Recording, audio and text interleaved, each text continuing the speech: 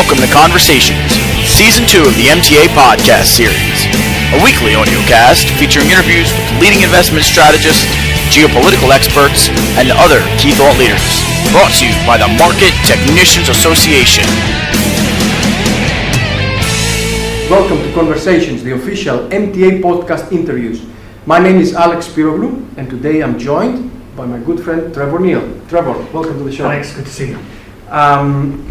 Trevor will be presenting to our UK chapter today a presentation on candlesticks, and we're here to do a short interview with him. The first question would be, Trevor, would it be possible to give me some information about your personal and educational background before getting involved with technical analysis, please? Okay, well, I actually started in the market straight from school. I went to a school in Ireland, boarding school, but straight after that, my very first job was as a floor trader on the coffee exchange in London, working for Merrill Lynch. So I started at the age of 18 in the business. I've been trading ever since. Brilliant, very impressive. Could you give us a bit of the follow-up to that past your first initial years? As I understand, you were also global head of technical analysis for Bloomberg. Well, since it's a long time since I was 18, so lots happened. I came off the floor and became a broker, and that's when I became interested in technical analysis. And the time I'm talking about now is the late 1970s. And as you recall, that at that time, technical analysis was changing hugely because of the PC. Earlier than that, we didn't have PCs, and so our tools were graph paper and ruler and a pencil and probably a compass as well. But all of a sudden, inexpensive computers were available. We could do charting. Many of us started with Apple IIs and used CompuTrack, and so we could store data, we could exchange data, we could quickly go from daily to weekly charts, which by hand used to take you a week. Now it was almost instant, it took only about 4 or 5 minutes. And then indicators such as the RSI, stochastic, OBV, these sort of things were really developed around that time because computers became accessible to people. I moved companies and I'll skip a couple of decades, keep this interview quite short, but I worked mostly in the City of London. My job changed when the life market opened in London. Many of us commodity traders moved to financial futures. Later on I did foreign exchange, and then latest in equities. I became an analyst, a portfolio manager. I was involved in the creation of the Society of Technical Analysts in London, and I was on the board when that was created, and I had served there for about 10 years. In 1997 I returned to the floor of life, and I traded from the floor there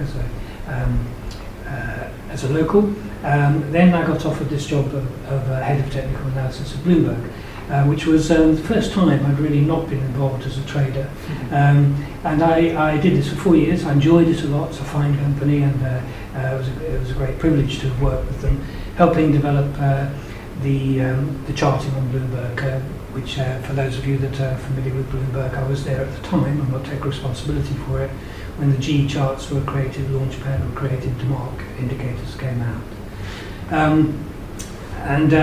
And then since then I've been involved as a portfolio manager, and I've got a company teaching technical analysis skills to institutional traders and analysts. Fantastic, and that brings me to my next question. Would it be possible to describe your day-to-day responsibilities and the most challenging aspect of your work, both for teaching traders and also as a portfolio manager? Yes.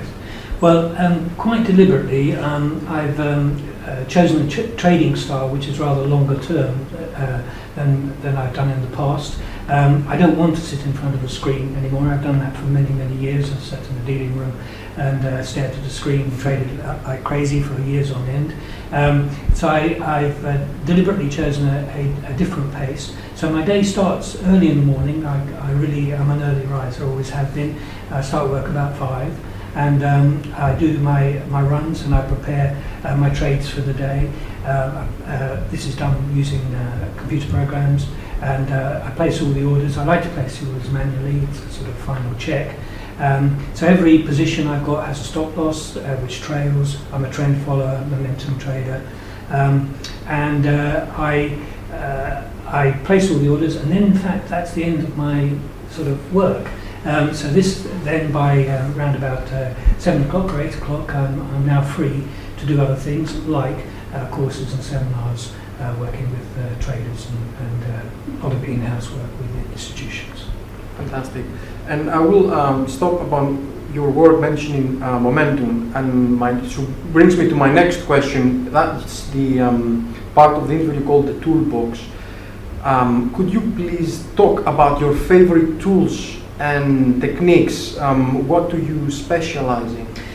Well, I see technical analysis and charting as a toolbox, and you've got hammers and spanners and wrenches there, and they all do different things. And really, which ones you use depends on what you want to do. When I was after I left Bloomberg, for 2 years I was in South Africa operating a hedge fund there, and we traded using DeMark, and so this was all counter trend, short term trading, looking to catch tops and bottoms, and this is a superb technique for that, and it's excellent and it worked very, very well. Now I don't believe actually you can do this kind of thing in very short term trading, and in long term trading. Sorry, it's most suitable for short term trading, and you can't ignore a DeMark position when you're trading against the trend. So now my mandate is in the fund I operate is that I am a momentum trader, and so DeMark's not actually a suitable technique. There's nothing wrong with it, it's just not, you won't achieve. It's the wrong tool for the job. So now I'm a breakout trend following trader, diversified portfolio, trade futures, and to give me asset class diversification. Yeah. In the process over the years that you have created these analytical techniques that you specialize in, who would you say have been your greatest influences? Additionally, if you had to recommend top 3 technical analysis books, which ones would these be? Well, the greatest influence on me has been Tom DeMark. And he was actually responsible for me leaving Bloomberg, because I didn't know his work very well until I joined Bloomberg, and then it was my job to explain it. But I never actually traded it, and I actually believed what I was telling people, that it was really fantastic, and I really wanted to do it, and that's why I left to actually trade it. I wanted to trade it. As I say, I don't use it now, but that's because of the mandate in which I'm operating. Technical analysis is wonderful because people are very, very generous, and I've learned a lot from a lot of people. People, tend to sort of open up and tell you what they're doing, and teach you, and I've learned a lot from people. But of course, big influences have been John Murphy, Martin Pringley's famous technical analysts. I learned my technical analysis from them and their books, and many others have done too. So although there are many specialist books, since those are great foundations, still actually hold up today.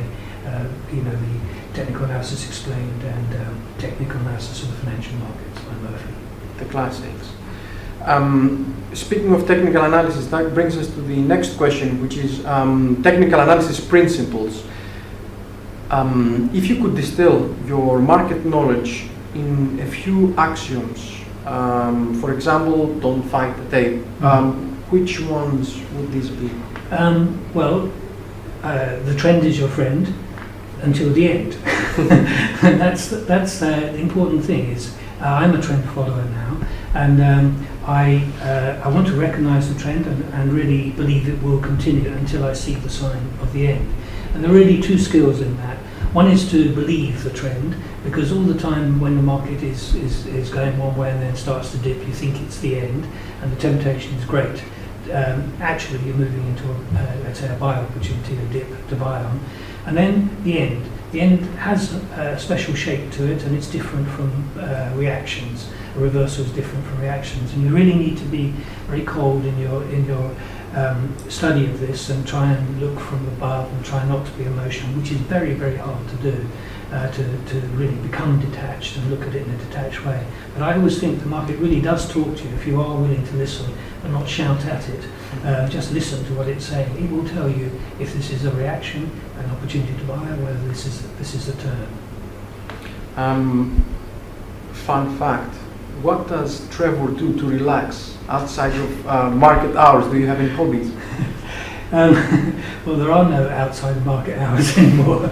It's a 24-hour business, and I'm afraid I'm a bit nerdy about this. I trade most of the day and the night, and I don't sleep very much, and I enjoy trading. I like reading. I like learning. I don't change my trading style much. It's pretty consistent, but I still read and learn and experiment and test, and I enjoy very much doing that, reading magazines, reading about ideas and trying them out. So I do that, but unfortunately I am just rather boring. I like the markets very much. I understand. Right, and that wraps up today's MTA podcast. My guest was Trevor Neil. For the MTA, my name is Alex Spiroglou, and we'll see you next time at our UK chapter meeting. Thank you very much, and a big thank you to my guest, Trevor Neil. Great pleasure. Thank you, Alex.